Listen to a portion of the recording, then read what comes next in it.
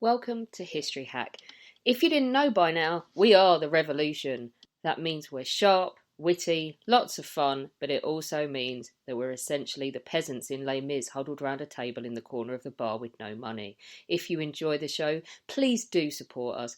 We have a Patreon account by which you can donate a small monthly sum in appreciation of what you're hearing. Alternatively, we have Ko-fi, in which you can just do a one-off donation as a thank you if you particularly enjoy a certain episode. Either way, we massively appreciate all of your support. Hope you enjoy the show. Hello, and welcome back to another History Hack. Today, Josh Proven, a voice that you don't often hear on the presenting side of the microphone, is joined by one of our two fearless leaders, Alina, and a special guest, Roel Konijnendijk. Lovely to be here, guys. I'm so glad that you keep asking me to present shows with you. Although, honestly, you could do an entire episode as to why. But today, I'm so glad you did, because today we're talking about the Persians, and I'm just going to get this out of the way right now. If I was to have a hashtag about whose side I was on in the Persian Wars, it would be hashtag Team Shahenshah. I'm at a loss. King of Kings, but that is Middle Persian. You can't just apply that to the Achaemenids. I'm sorry. They don't use that phrase. Well, this is why you're here, Roel, to annoy you. To guide Educate. idiots like me who must just muddle along in this classical dark age, self-inflicted dark age. But we will be educated. Educated. God, I sound really East London there. I'm with Josh. I should be sounding RP British right now. We're going to be educated about the Persian Wars, but we're going to do a bit of background. I'm going to annoy Roel for fun because, well, I like to annoy him for fun. I wasn't in his class to annoy him, which really sucked because you came into Birkbeck as I went straight into 20th century history. So I wasn't there to poke fun at you then. So I have now to have to make up for it to start poking fun at you now. Mm-hmm. I'm glad you got the opportunity in the end. No, thanks very much for having me. I'm really, really great to be back on the show. Mm-hmm. Do you know what? I think if we start with the first question, because we need a bit of background information. I mean, I know what the Persian Wars were. Josh knows what the Persian Wars were. But some of our listeners might not know what the Persian Wars were. So tell us a little about what they actually were. Was there just one? Was there two? Was there three? I mean, what is all of this about? Well, Persian Wars is kind of a term we use for a really long period in which, predictably, the Persians had a conflict with the Greeks. You could also call these wars the Greek Wars, I guess. At least one academic work provocatively calls them that on purpose. But it's basically conflicts between Greek states and the Persian Empire. So the Persian Empire has emerged very suddenly in the middle of the 6th century BC and has covered almost the entire Near East in very short order. And this included, when you get to the coast of Asia Minor, so basically the western stretch of what is now Turkey, includes a number of Greek states. And they become subject to the Persian Empire, then they rebel, they get resubjected, they rebel again. A few generations later, they get resubjected again. And at that point, the Persians have essentially turned their eyes to the rest of the Greek world as clearly a source of some instability, a source of potential aggression. And they decide, you know what, we're going to expand across the Aegean into Europe. And those conflicts where they try to do that, so the repeated invasions of the European mainland and especially the Greek mainland, the southern Balkans, are known as the Persian Wars. And so that starts proper, technically, just after the suppression of the Ionian Revolt. So that would be in 494 BC. You have a first invasion a few years after that doesn't lead anywhere. Then you have a second invasion that ends at the Battle of Marathon. Then you have the big third invasion, which is the one that everybody knows about, where Xerxes himself crosses the Hellespont, marches into Greece, and you have these famous battles of Thermopylae, Salamis, and Plataea. And then afterwards, it does go on for another few decades. There is officially an end to all this in 449 with the so-called Peace of Callias, when Athens makes peace with Persia, although that is what some sources say anyway. Not all of them, which is helpful. But that's when the period officially comes to an end. So that's when the Greeks and Persians stop being on a sort of permanent war footing. So you could talk about this as a period of almost 100 years in which there is on and off warfare between some Greek communities and the Persian Empire as they kind of try to establish, where the boundaries between the two is supposed to be. The Ionian Revolt is the one in all the books that sort of sets it up, and is always interesting in my mind because it's sort of like a blanket statement about the Ionian Revolt was crushed by the Persians, and I believe it's implied in a couple of places that the Persians never lose a battle in Ionia, and yet then do nothing else but except for Thermopylae, but we'll get to that. Well, they lose one sort of skirmish outside of Ephesus, and then the Greeks take Sardis, but they only take the city, not the citadel, which no one ever takes until Alexander the Great. So all they can do is sort of plunder and accidentally burn the city, and then go home again because they just don't have the means to besiege the Persian stronghold. So the Persian king of Marathon, I believe, in charge at that time is Darius, isn't it? Yes. So initially you have Darius the Great, who is is the Great King from 522 until 486. Right. So for most of the period that we're talking about, but not the final invasion of the Greek world, the final invasion of mainland Greece. Darius is the king. Right. And it was his ever so easy to pronounce named son Xerxes. Yes. Who invaded during the Second Persian War. What do we know about him? Well, so he is the son of Darius, but he is not the eldest son. And it's kind of a question why he was selected. So he has at least 3 older brothers from a previous, from one of his stepmothers and his father. And most likely the reason that he was selected, which he boasts about in his royal inscriptions, he says, although I had brothers, Darius chose me made me second after himself. It's probably because he was the first son that Darius had with Atossa, who was the daughter of Cyrus the Great. Darius, we're fairly certain now that he was a usurper, that he stole the throne from its rightful heir in a convoluted series of events that are sort of hazily attested both in Persian and Greek sources. But he needed to establish his legitimacy, and one of the ways to do that was marrying the daughter of Cyrus, who was the great founder of this empire. And Xerxes was the first son that he had with this daughter of Cyrus, Atossa. And it is, Herodotus, and obviously all the Greeks like to say, it was because she was so influential with Darius and she managed to sort of push her own son forward. And it was just these sort of court intrigue that allowed this to happen. But most likely it was just because that was a great way for Darius to essentially graft himself onto the Achaemenid line, or essentially create that line out of his own branch of the family and the old inheritance of Cyrus. So Xerxes was intended to be this candidate who would reaffirm the legitimacy of the house of the Achaemenid dynasty. And he presents himself very much in his inscriptions as the continuity candidate. He is the one who's constantly boasting about Darius started doing this and that, and I finished it. So a lot of inscriptions, just monuments, building projects like Persepolis and the fortification at Susa. You get these inscriptions by Xerxes saying, my father Darius started this great work and I finished it. So he's really trying to stress, I am just the same guy as my dad. I have the same ambitions. I have the same qualities, and I achieved the same greatness for this empire. And that's why I'm doing this. And it's obviously very easy to see the attack on Greece in the same vein. It's just him saying, okay, well, Darius tried this twice, not in person. He never got personally involved with these campaigns, but he twice launched major operations against Greece across the Aegean, didn't succeed. And so I'm going to do that. I'm going to finish the job. That is very much in the, definitely he has a plan in what he wants to do. My goodness, I wish we could do an episode just about Cyrus the Great. What about Xerxes? But every time I think of him, see, ladies and gents, this is where I start to poke the bear for fun. Every time I think of Xerxes, obviously that vision of him surrounded by gold and coming out of his nose and covered in chains and all sorts of things to do with fit, handsome men in armor surrounding him and fighting to the death at Thermopylae. Yeah, so Rodrigo Santoro's famous role, of course, with the extra octaves down in the voice and everything. So let's poke this bear a little bit more.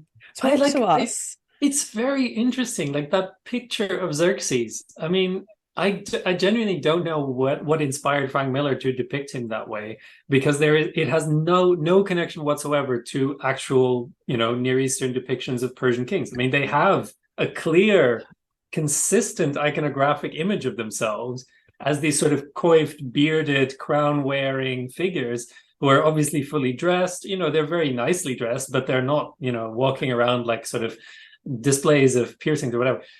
But one of the things that it is arguably taken from both Greek and Near Eastern traditions is that the king supposedly is always like the most handsome of his people, right? So there is a clear sense in which they are supposed to be, or expected to be, particularly strong and tall and good looking. And that's something that some of the Greeks sort of credulously take that on, like that royal propaganda. They just accept that. So some Persian kings are literally described by Greek sources as like more handsome than anyone else in the army or in the kingdom, in the empire. And that's part of their sort of royal glamour, right? That's part of the image of royalty. So I guess that's what he's maybe getting at. But then, like, all this idea about him being a god king, that the Achaemenid kings were not gods. Like, they are very clear about this. Like, they are servants of Ahura Mazda, the Lord of Order, the Lord of all good things in their cosmology. But they are his agents, not his avatar or anything. They are not gods themselves. They are not worshipped as gods. They are not treated like gods. The only possible origin for that idea might come from the traditions of how Persians were required to bow before their king, to sort of prostrate themselves before the king as a sign of respect. And in doing so, they made a gesture that Greeks only did before gods. And so when later on Greeks and Macedonians invade the Persian Empire and they see the Persians do this to Alexander, they mistakenly say, well, they're treating him like a god. They shouldn't be doing that. And we certainly won't be doing that because we don't treat mortals that way. But it's, within a Persian context, this isn't actually about divine worship. This is just something they do as part of their affirming social hierarchies. And so, the idea of this being a sign that the Persian kings are themselves gods or thought of as gods is complete misunderstanding. So that's not actually in any source. I don't know why they chose to do that. I really don't.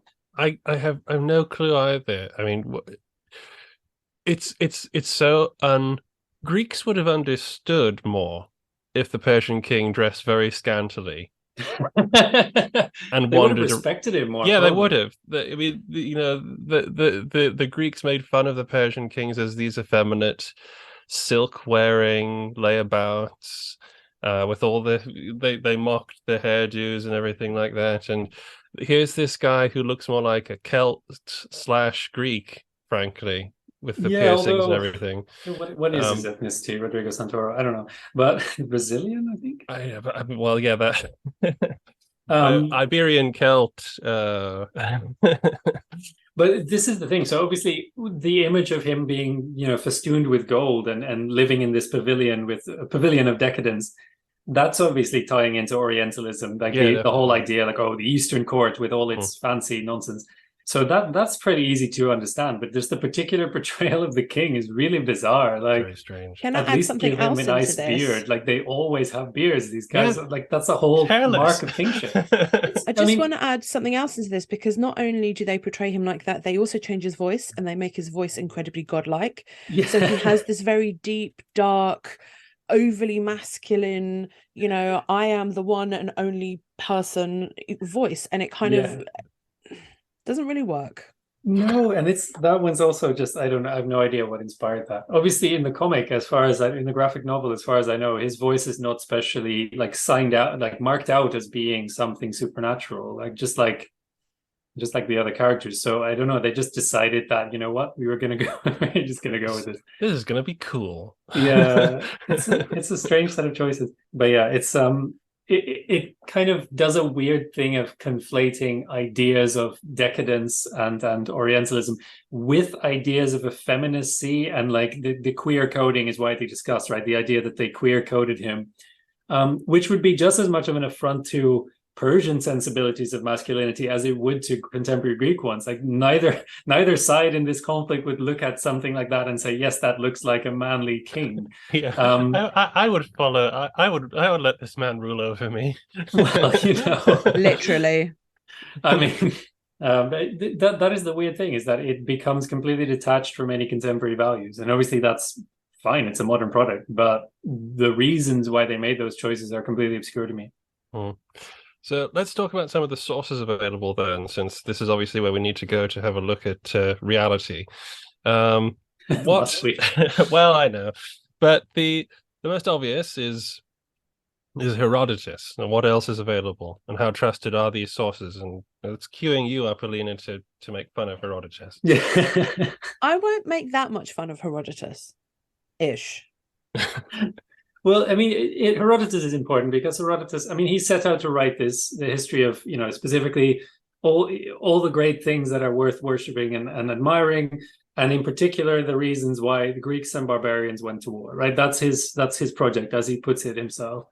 And so this is his topic, and this is why he wrote this thing, which ends up being the earliest work of historical writing that survives in full. Like, I mean, he didn't invent this genre from whole cloth, but we don't have anything else.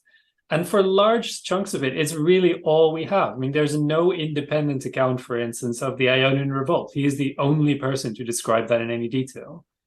And for most of the Persian wars, that's kind of, for the ensuing campaigns, or the campaign of Marathon, the campaign of Xerxes that ends at Plataea, it's the same thing. Like, we mainly rely on him. We have some other accounts from Diodorus and later authors who are working with some different original sources which are lost.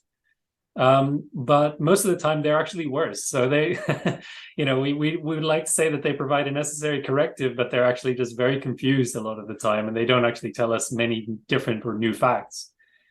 And then from the Persian side, there's effectively nothing about the Persian wars. The Persians didn't really have as much of a tradition of historical writing. There was a tradition of something like a royal annal, which is preserved in one inscription about the early reign of Darius, but that's a complete unicorn. There is no other source like that. So after Darius essentially establishes himself on the throne, Persian kings, all of his successors, they stop boasting about their own achievements. Essentially, they boast about building projects, but they don't boast about, oh, I came to power and I fought all these people and I marched all over the place. They just speak about their power in generic terms. Here are the people I ruled over.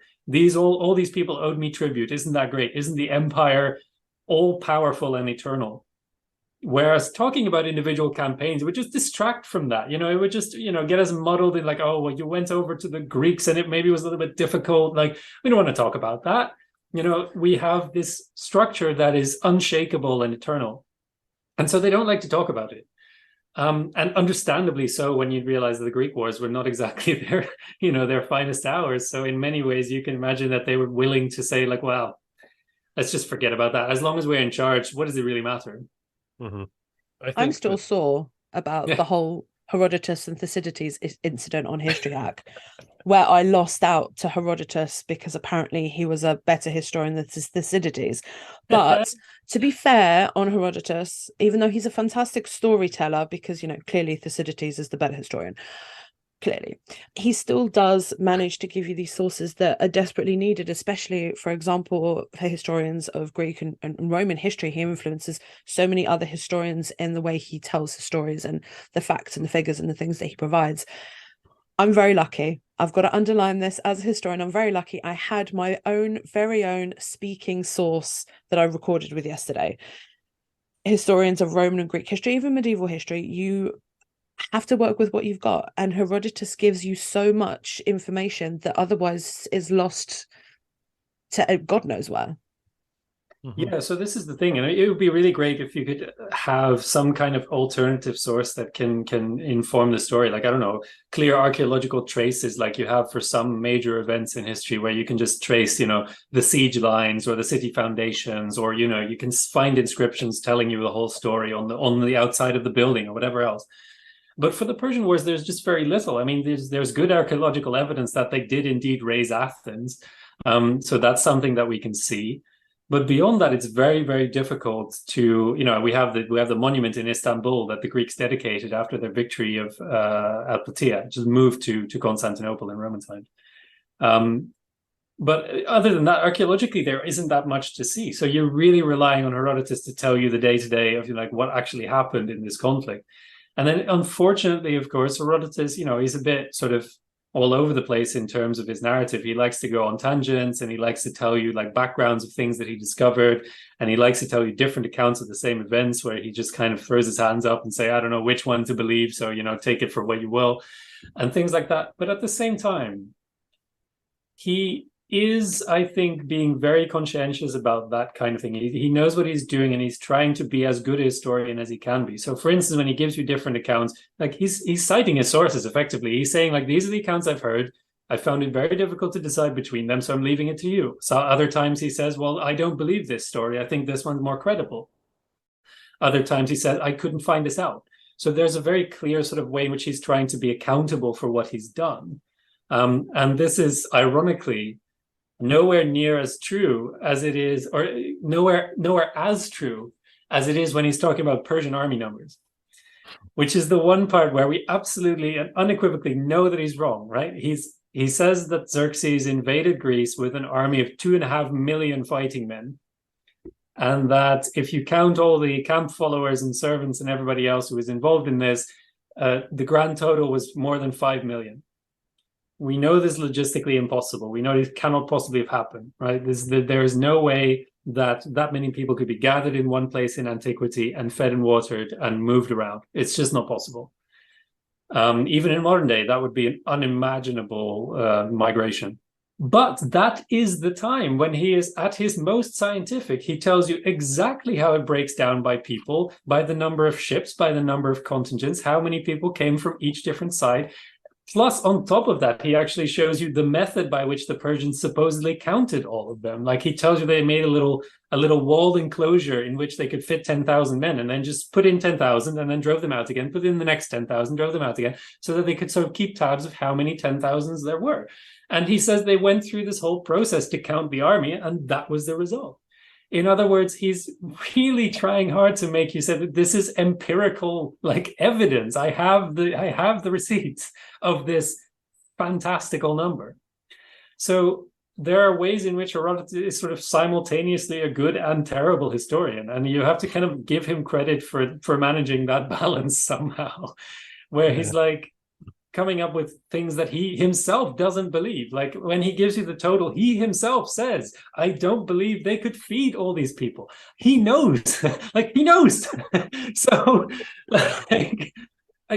but he cannot go back to his own calculation and say, well, I must have made a mistake, right? It's up to the reader to go back to all of those numbers that he gives you, all of that work that he puts in, and says, this is where you made a mistake.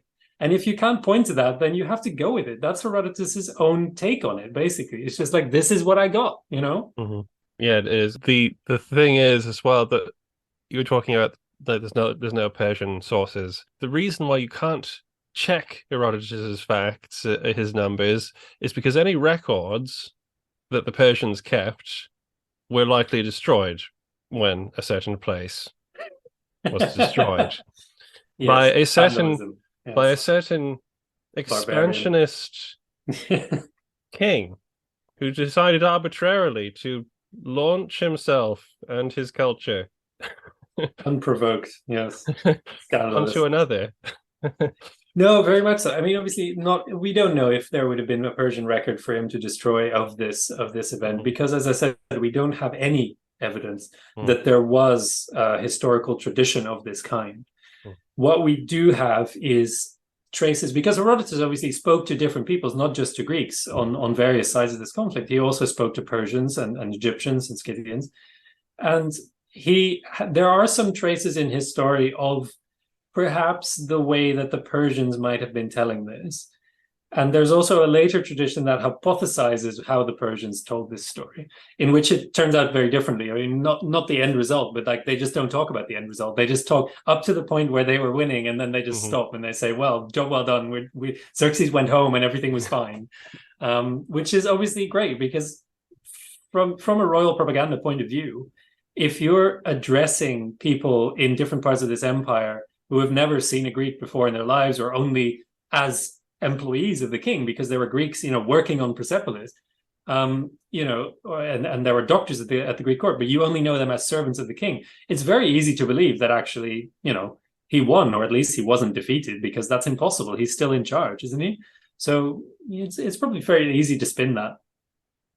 Can I just say I love the amount of tangents that were going on left, Oh right, yeah, and sorry centre. about that. Yeah, I'm going to bring us back on track. You brought this on yourself by agreeing to let me in on this, because oh no, I take full responsibility for letting this drag on for 2 hours. Do you know what it is? It's like rounding up the two of you. That's what it's going to be. I'm going to herd the two of you now. So I'm going to bring us back on track. See the length of some of my videos on my own channel. You'll see what ranting is. Oh, no ranting now. Right, let's bring us back on track. Why? Because we're concentrating on a specific battle today. And I don't know why I'm pointing in my video. I'm pointing like a teacher at naughty school children. We're talking about the battle of... which battle are we talking about again? The Battle of Plataea. And it's a very specific battle, and that's why we were concentrating on it, because I asked Roel what he'd like to talk about, and this was the battle that we've come up with today. Talk to us. Because he is a man of culture. He is a man of culture. I'm actually really excited to know about this, because however many times you bring up Herodotus, which I think I might do for fun, is to Google the word Herodotus in your article and see how many times that comes up, just out of curiosity, which I might do in a second. But I mean, how do we get here? What is the battle? Where did it take place? Who are the key players? Give us a little bit of context before we start hashing out a little bit of these details. Yeah, sure. So basically, this is the final point of Xerxes' invasion of Greece. So it's 480, and Xerxes has been spending years gathering his army, and he's invaded Greece.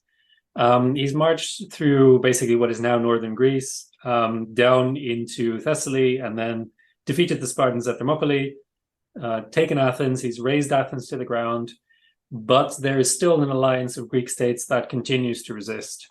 And so that's basically where the first campaign season ends, is where he has taken control of Athens, but his fleet has suffered defeat at Salamis at the hands of the Athenians and the rest of the Greeks gathered together.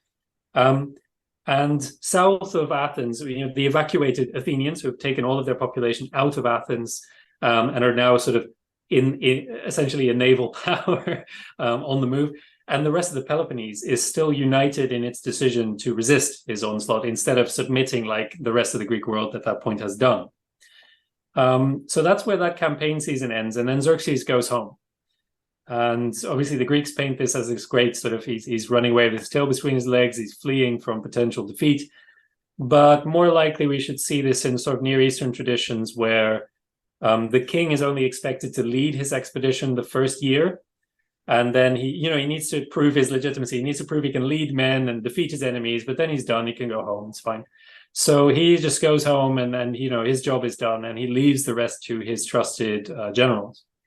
And so the man he leaves in charge of the remains of the Persian army, that is to say the chosen troops, the chosen contingents from that army that are most effective at finishing the job, he leaves his cousin Mardonius.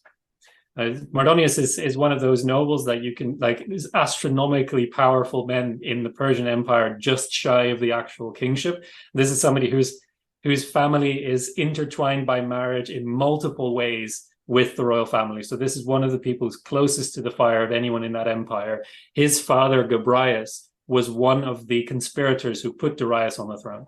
So this is one of the absolute top of Persian nobility, but also an experienced general. He's a capable counselor. He's one of these people who is most likely to resolve the issue. You have experience fighting Greeks. He has experience ruling over Greeks. He was part of the satrapal reform after the Ionian revolt, all these kinds of things. So Mardonius is in winter quarters in Thessaly. So he goes north a little bit with his army to find a place to spend the winter where there's food supply. And then he marches south again to finish the job. So we're now in 479. And at that point, after many months of Athenian cajoling and demanding that the Spartans do their bit for this alliance, which so far they've been wildly underperforming. Obviously, they sent a token force to Thermopylae, which was predictably overrun. And since then, they have done effectively nothing to help anyone. They've been turtling on the Peloponnese. They've been building a wall across the isthmus to try and keep the Persians out.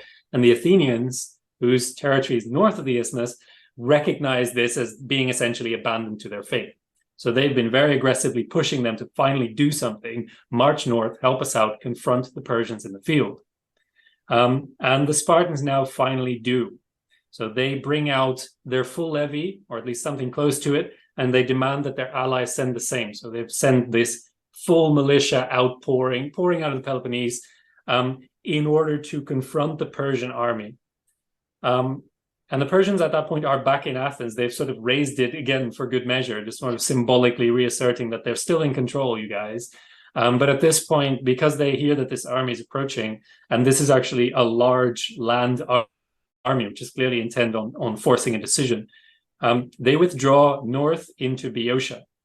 So this is a sort of relatively flat area. Plains are not very common in mainland Greece. There aren't that many places where you can deploy a large army, and especially where you can deploy the great Persian strength of cavalry, where you can maneuver with cavalry. So they move into Boeotia where they would be able to do that. So this is a relatively flat space on the banks of the river Asopos. And the Greeks do follow them there, but they recognize that, the plain would be kind of advantageous to the Persians, so they don't really want to march down into it. So what they do is they set up camp on the foothills of the mountain range that separates Athens from Boeotia. There's a mountain range called Kithyron. They are on the foothills on the north side of that mountain range, facing the Persians down in the plain. And that is where they know this decisive battle will take place. Yeah, it's a very dramatic sort of next step. And Mardonius shows great skill, I think, in the campaign, to be honest, in choosing his ground. My cavalry can not only, it sort of like shows Persian progression that they know they have a problem with the Greek heavy infantry to an extent. Well, this is something I've wondered as well, because actually you can see that the Persian infantry actually go toe to toe with phalanxes all the time, and they take ages to rout. And Persian, do you want to talk a little about the tactics of the two sides here? Yeah, do you want to do that here, or do we want to do that later? I don't know if where good question. You want to come on to my channel? We can do tactics, or we can do equipment, whichever way you guys want to go. Yeah, one way or the other. So, it's a question of whether the Persians would have been particularly intimidated by Greek heavy infantry. Obviously, the backbone of Greek armies in this period is this large body of heavy infantry, which is just basically citizens who are required who spend their money on heavy equipment, a big round shield, a thrusting spear, and body armor, and they fight in these large formations. Now, in this period, the development of those formations is still kind of forming. So we're still not in a period where you can say, they have these organized rank and file phalanxes, right? Herodotus never uses the word phalanx and never is able to describe any formation in terms of its depth of shields, which is usually the characteristic where you can say, now we're definitely talking about phalanxes. Herodotus doesn't do that. And it's often said that, it's because he wasn't very military minded, but it's also possible that he couldn't do that because that was not a thing that existed yet. Several of the things he tells us about the way the Greeks fought suggest that they may not have been quite so organized yet. And this is plausible in light of the fact that these are very large forces. These are militias of all of the adult male citizens, but they are not in any sense trained as an army. These are just people. These are just, your farmers and your shopkeepers and people who just normally would go about their everyday lives. But now there's a Persian invasion, so I have to, pick up my armor off the wall and I have to go and fight. And so they have no preparation. They never work together as a group. No Greek has ever commanded this large an army ever, right? And likely wouldn't ever, because this is one of the largest Greek armies in history. And they're all together in this one place. And it's obviously not going to be this highly organized and professional, well-oiled machine. And they're only able to be there for a very short time. So they don't have time to spend like months in basic training or anything like that. They just... The Persians are here. We have to go. We have to fight them now. And if we don't resolve the issue quickly, then we're all going to starve, because that is what happens when you take your entire workforce out of your economy to go and fight a battle somewhere. So there are huge pressures on the abilities of this army. Fundamentally, it's a very large number of mostly really quite well-equipped soldiers or warriors rather, but they don't have very many sort of tactical capabilities, and you can't expect them to operate like anything like a modern army. So their tactical options are quite limited. And it seems like the Greeks in this period, or at least the Spartans, still cling to an older way of making the most out of armies like this, where they essentially have a front line that is becoming sort of deeper and deeper, but it's sort of irregularly organized. But they have a front line that forms a shield wall, behind which and around which you have a sort of cloud of light-armed warriors. And those light-armed troops are basically sort of projecting missiles. They're throwing javelins and throwing rocks and slinging stones and shooting arrows over this bulwark, over this shield wall, in order to weaken and disrupt the enemy. And then single warriors can go out and challenge the enemy, walk into the no man's land between shield walls. Other times, large chunks of that line will sort of surge forward and try to force a breakthrough. But this is a very tentative way of fighting, and mostly the baseline is quite static, right? These are not aggressive units. And you see this play out in the Battle of Plataea in particular. So you have these Spartans who are behaving really quite passively most of the time. So this is the way that they fight. But the Athenians have figured out, at least by the Battle of Marathon, possibly earlier, we don't really know, but they found out that actually against the Persian army in particular, but also in general, it seems really effective, to not waste time with a sort of skirmishing and tentative fight, but to reduce that fight to the thing that those hoplites with their heavy equipment are especially good at, which is close combat. No one likes close combat, because in close combat, you are very close to the enemy who has stabby spears and they are looking to kill you. And this is an environment that you don't want to be in. Like, you don't have any time to prepare. You're very much in the hands of fate. But because the enemy also doesn't want to be there, it's a chance for a quick decision. Most of the time, people don't want to endure this kind of close combat for a long time, and they will break and run away. And so for these Greeks, this is a really advantageous way to fight, both strategically because the army wants to go home, and tactically because they are equipped for this kind of fighting, and they are uniquely good at just getting up in somebody's face without dying immediately. And so this is something that they have discovered that works pretty well. And it works especially well against Persian infantry because their way of fighting is in its own way similarly passive. Their way of fighting is very heavily focused on a sort of combined arms approach. Like, their infantry is very versatile. They're heavily equipped. They wear armor. They wear spears and swords and axes for close combat, but they also carry bows. And the way that they fight is they approach the enemy army and they set up a shield wall of these large standing tower shields behind which they will gather, pick up all their bows and shoot waves of arrows at the enemy in order to weaken them. So this is a much more organized and effective, but in principle, very similar way of fighting as the old Greek style, essentially, this sort of transitional Greek style where they have a shield wall and a lot of missile troops behind it. But for the Persians, that's the way to fight, because the decision doesn't come from the infantry. It comes from the cavalry moving then around the enemy that's been pinned down by this shield wall and this arrow fire to break them from the flanks.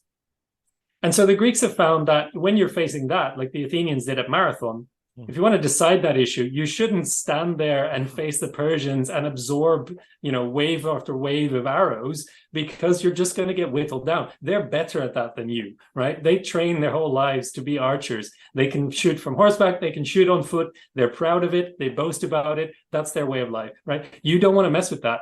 So what you do is you reduce that battle as quickly as possible to a battle that can be fought on your terms. And for the Greeks, that turns out to mean not this passive static shield wall stuff where your rock throwers and javelin throwers can do their work, but rather close combat, where they have the advantage that they don't need to use two hands to wield their weapons like bow and arrow. So they can carry shields and spears and heavy armor, and then they have an advantage in close combat. And they're really good at walking in a straight line towards the enemy. Well, or running, as the case may be. Yeah, exactly. the walking slowly thing that the Spartans later invent, it doesn't seem to have been necessarily practiced yet, because that is a way to retain your organization. But in this period, it doesn't seem like the Spartans are particularly organized. Certainly not more so than other Greeks. So this is something that would eventually grow. Like, obviously, once you realize that fighting in this homogeneous formation of heavy infantry specialists, once you realize that's very effective, you then try to make it more effective by, for instance, retaining order, keeping your shield line unbroken so that there is no way for the enemy to exploit any gaps. And that's something that the Spartans will eventually master. But in this period, they're still really behind the curve, effectively, as to how you're supposed to fight Persians.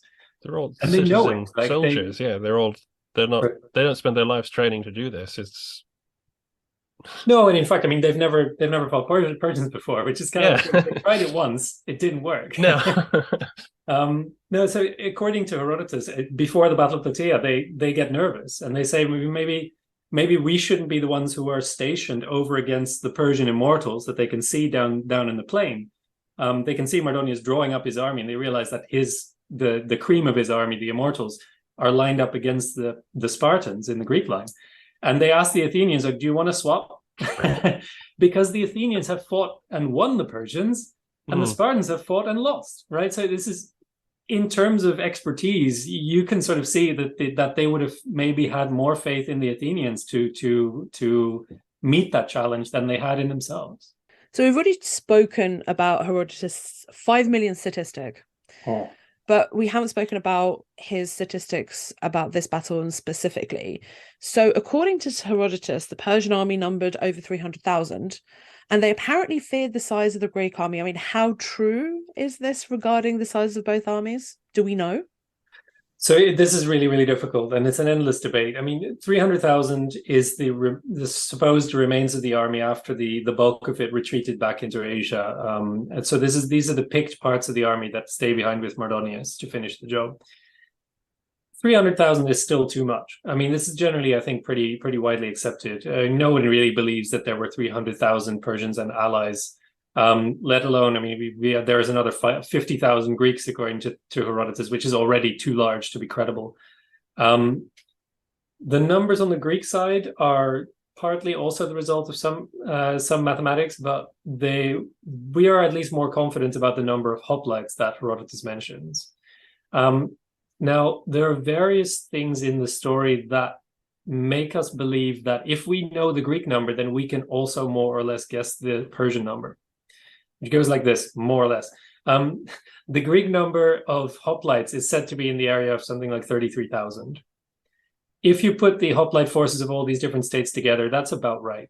I think 34,500. Those numbers recur in later conflicts, and they more or less conform with what we expect from these states when they turn out in full levy. So when they turn out with all their numbers. So those numbers are not really controversial. Herodotus adds, the light armed troops, which he doesn't know the number of because they're never counted. But he basically just multiplies the number by 2, except in the case of the Spartans, which he's very adamant, he's very certain that every Spartan had 7 helots who were armed as light armed troops, which means that there are, in the Persian part of the army, there are 10,000 hoplites and 40,000 helots, because 5,000 perioikoi each with 1 servant, and then 5,000 Spartans with 7 each. So there are supposedly 40,000, or 50,000 altogether, Spartans or Lacedaemonians, and then the rest of the army, he multiplies the number of hoplites by 2 in order to get the number of servants involved, and the grand total is something like 110,000. That's not really very widely accepted. That is a very, very large number, but it must be assumed that there were large numbers of these camp followers and servants who are around who wouldn't necessarily just want to waste their time sitting around when the battle was happening, and may well have, picked up a rock or even brought some light arms with them in order to participate. And certainly in the case of the helots, who came with the Spartians, Herodotus is very, very adamant, very explicit that these were armed for war and that they took part and that they were part of the Spartan formation. And that's the really interesting reason why I stress that the Spartans don't seem to have had this organized phalanx yet. It's because Herodotus says they are part of the formation. They're not next to the formation or behind the formation, they're part of the formation. So the Spartans have this sort of mixed bag formation with a large line of hoplites in front. Now, the reason why I'm going through these numbers are, the fact that the Greeks had, say 35,000 heavy troops and then an unknown number of light armed troops. We don't know how many Persians there were if we don't accept the 300,000 number. But we do know that Herodotus explicitly tells us how these armies were deployed. They were deployed over against each other, and they were sort of tailored to match, right? So the Persian immortals were facing the Spartans, the Medizing Greeks, the Greeks on the Persian side, were facing the Athenians, and all the others had their places in between. From that account, you get the sense that, hey, wait, these lines are equally wide, which is a pretty good indication that the Persian army cannot have been very much larger than the Greek one. And then you get these anecdotes from, for instance, Mardonius saying, oh, we're afraid because they're keep being, more and more Greeks keep pouring down from the pass of Kitairon. They keep coming into the camp. So the Greek army keeps growing.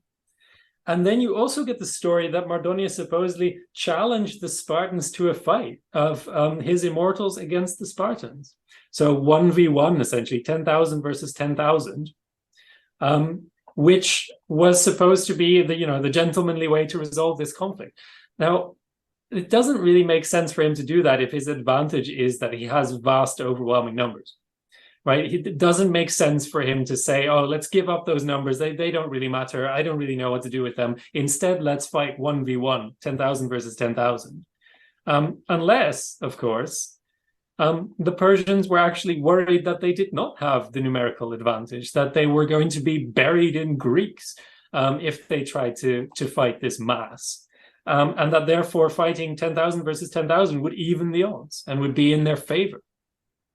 And we don't really know if we should trust that anecdote, but it's definitely an interesting element that fits the rest of this picture. So you have this sense that it's the Persians actually who are quite worried about Greek numbers. And of course, Herodotus sees this happening and he sort of acknowledges that this is a little bit weird, where there are supposed to be so many Persians, where do they all go? And so he says, and Diodorus also says, it's because they were deployed really deep, right? That's where the numbers went. So they must have been 10 times as deep as the Greek line 50, for some 50 reason. deep or something like that. Yeah, exactly. Some ridiculous depth. But that doesn't work, unfortunately, for Herodotus, because he tells us that the immortals in the actual battle also faced over against the Spartan part of the line. And there weren't any others next to them. So it seems that 10,000 immortals covered the same width of the line as 10,000 Lacedaemonian hoplites plus their light armed troops. So if anything, the Persians were heavily outnumbered in that area and certainly couldn't have been deployed any deeper, because then they wouldn't have been able to cover the same amount of frontage. So everything suggests that these numbers were more or less evenly matched. And if anything, the Persians were probably outnumbered. Which is not something that people talk about a lot. A lot of these stories, popularly speaking, depends on the plucky, outnumbered Greeks. But to say the least, the Persian war effort at this point is not in great shape, and it's very, very logical to look at it that way. So we're going to go on to the battle itself. Yeah, so I mean, as you said before, Mardonius, he behaves in a very skilled way, right? So he's leading this Persian army, and he does everything right, basically. He chooses the correct terrain for his own troops. He doesn't allow himself to be goaded into a fight, at least initially, where the Greeks are encamped, where it's, up in the hills, where he has to fight uphill, and he can't use his cavalry because of the broken terrain. He's attacking very deliberately the Greek supply lines. He's poisoning their wells so they can't get water. And you have to remember, this is in the middle of a Greek summer in an open plain with no shade, effectively. This is, these guys are wearing bronze armor and standing in lines all day long. They have to drink absolutely massive quantities of water constantly. And they manage to prevent that from happening. So they are very clearly targeting both Greek morale and Greek health and Greek cohesion. They're probing the line with cavalry attacks. They're attacking supply convoys. They're taking out and stealing their supplies and murdering their baggage carriers. And Mardonius is still in this period, or at least he was before the final showdown, sending envoys to different Greek states to say, hey, wouldn't you rather, switch sides? So he's still trying to sow dissent and still trying to find the cracks in this alliance. So he's both diplomatically and militarily, he's doing a really, really good job of the mission that was assigned to him. But the Greeks don't budge. They still stay in that field. And it goes on for many days. I mean, we're told that they sit over against each other for like 12 days. And eventually it's the Persians who seem to be the ones who run out of supplies first. So Herodotus tells us that they become very worried that they're going to run out of food. And this is quite understandable, because they essentially are inflicting a force of maybe 30,000, maybe 60,000 people, additional mouths on an area that is, only able to produce so much surplus, especially under ancient conditions. So you're planting one of the largest cities in the Greek world, if it were a city, on top of an already existing city of Thebes in Boeotia, and expecting Thebes to provide for both. And it just can't. So eventually your food's going to run out. And so they know they have to force a decision or retreat into Thessaly, and then the whole campaign will be for nothing. So they eventually decide something needs to be done. So they're preparing to attack. And at that point, allegedly, Alexander of Macedon, Alexander I, distant ancestor of our good friend, the Persepolis destroyer, the Vandal of the North, etc., Alexander the So-So. But he's the one who sends a message. He's obviously conquered by Persia twice over by this point. He sends a message to the Athenians saying the attack is imminent. You need to think about what you want to do here. And the Athenians relay this to the Spartans, and they decide to change positions. They've already run out of water. The well has already been spoiled that they've been using, so they know that they're in a precarious position. They're exposed. They're too low down on the slopes, so they decide to withdraw into the hills. But because of the threat of Persian cavalry, which is constantly harassing them, they decide they need to march at night. And so they decide to march into a hilly and broken area closer to the town of Plataea, across a wide front, several miles wide because of the size of this army, in the middle of the night. As you can imagine, the result is complete chaos. There are various annoying reasons. I mean, one of the Spartan sub-commanders refuses to retreat generally because he thinks that retreating is bad, because he took the wrong lesson from Leonidas's whole thing. So he decides, no, I want to stay here. The Spartans spend the entire night arguing with him that, no, this is obviously better, you idiot. Eventually do convince him to move, at which point he's the last to rejoin the Spartans. Is he the guy with the rock? The guy with the rock, yeah. So he throws his rock, which must be anachronistic because the Spartans didn't vote with pebbles. But so he picks up a rock and throws it down and says, this is my vote for staying. Anyway, so this is a convoluted story that shows you how much, Ted Lennon has a really good point about this Spartan society is riven by these competitive values. Like they're all trying to compete with each other in showing the appropriate attitude. So one of those attitudes is, of course, obedience, but the other is courage. And you have to choose between the two at this point. You have to say, okay, well, I have to retreat from the enemy because my regent tells me and my commander tells me. Those things are in conflict, and I don't know which is the right move. Anyway, so the Spartans eventually do retreat, but by then it's morning, so they're lagging behind, and they've become isolated. The Athenians have been waiting for them to move because they weren't sure it was going to happen, so they're also isolated. The rest of the Greek army, which is in the middle between them, has retreated too far in the night and has gone all the way back to the town of Plataea. So you have Athenians on the left of the line by themselves, Spartans on the right of the line by themselves, and the entire rest of the army is nowhere to be seen. Total chaos, and very predictable total chaos, because this is, again, the largest army that any Greek has ever commanded, and they have no experience of working together. In fact, they have every experience of not working together, and they don't really necessarily do so very easily. So you have a situation in which the Greek army has appeared to have fallen apart. And Mardonius down in the plain, of course, can see all this happening on the hillside when dawn breaks. He can see the Spartans on one side, completely isolated, still moving backwards up the hill. He can see the Athenians in the distance, or maybe not even see them because there's a hill in between. The rest of the Greek army is gone. He says, they're fleeing. They're routing. It must be that, right? Because obviously that's likely to happen anyway. No one stands before us. We're the Persians. So this is the moment at which Mardonius says, I got to go after them now. Like, the more I can spear in the back while they're running away, the better. That's my victory. So he sends all of his army over the river, finally up that hill, which he knew was a bad idea. But now is the time, obviously, because the enemy's no longer cohesive and no longer resisting. So that's what he thinks is happening. And as I said, this is the payoff to all of his good moves. He has been doing everything right, and now he gets his reward. Unfortunately, that's not what's going on, because the Greeks are too stubborn to know when they've lost.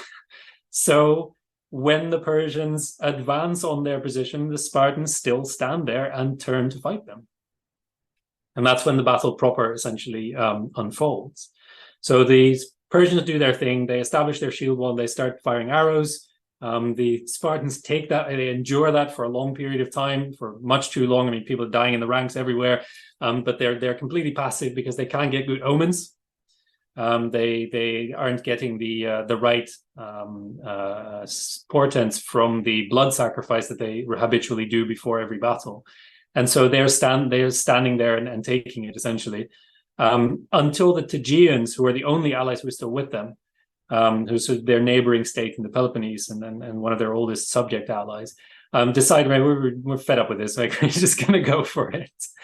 So the Tegeans charge forward, and at that moment, lo and behold, the omens turn favorable, and so the Spartans also charge into the fight.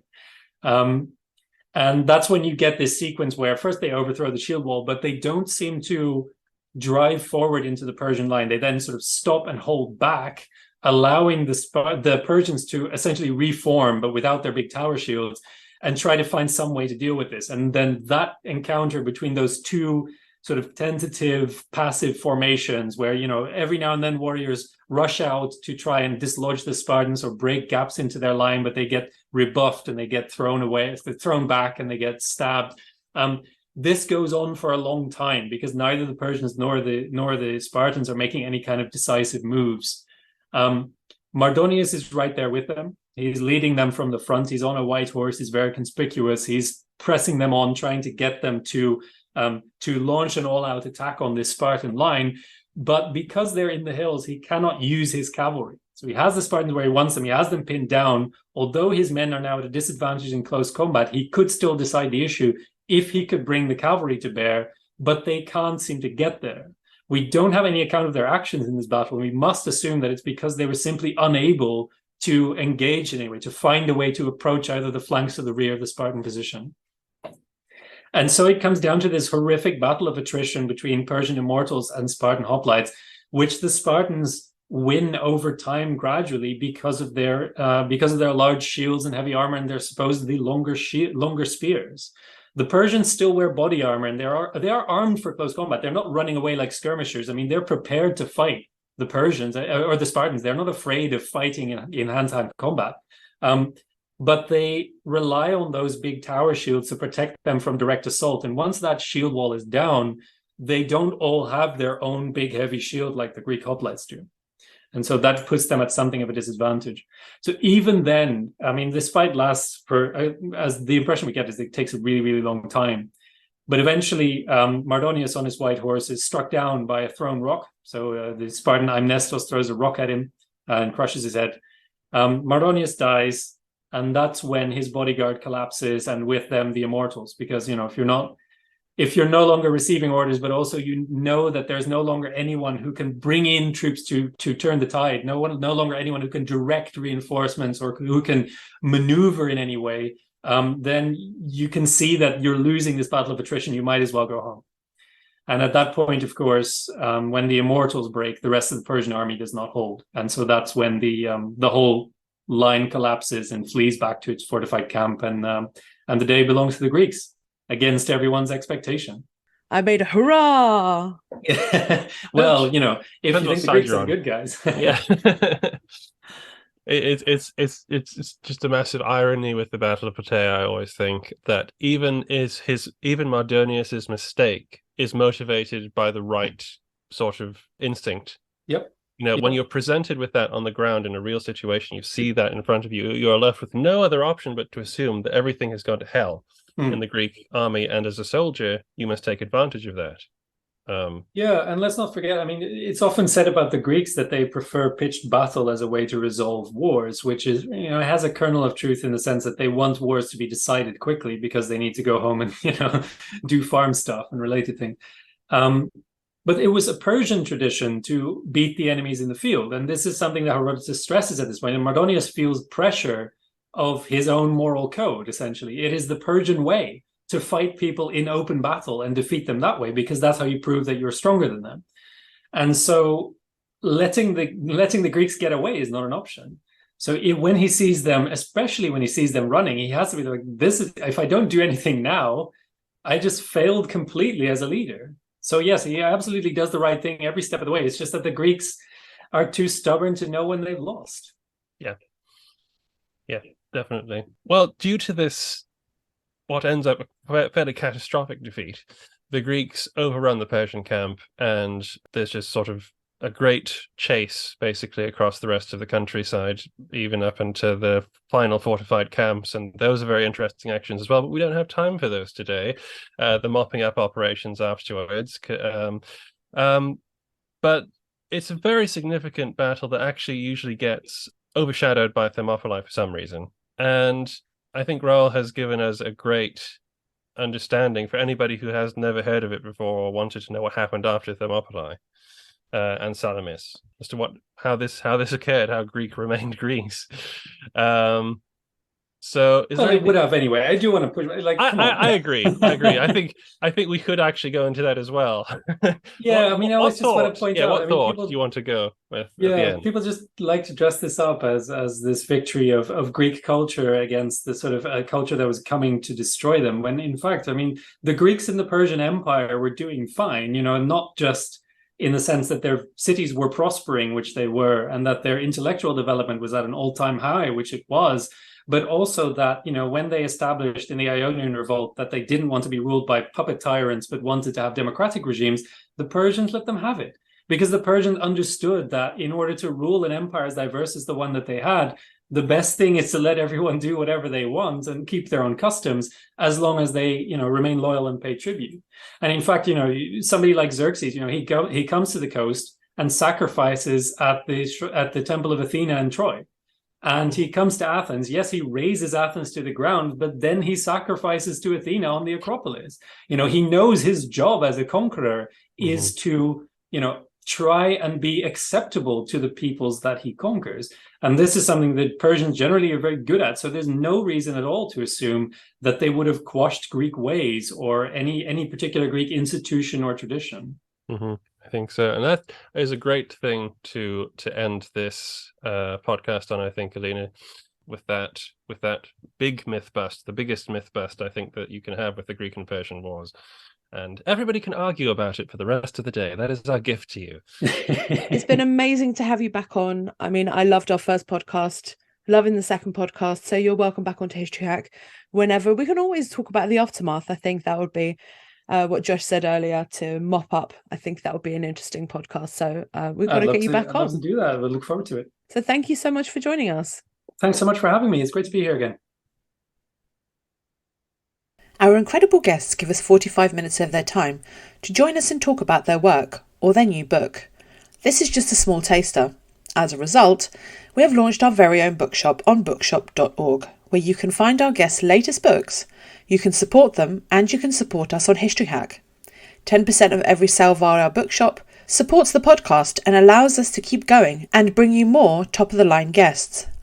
You can find our bookshop at bookshop.org/shop/History Hack, or search for us in the shop section. Thank you so much for your continued support. We really appreciate our listeners and supporters. So make sure you get down to the bookshop and grab yourselves a new book.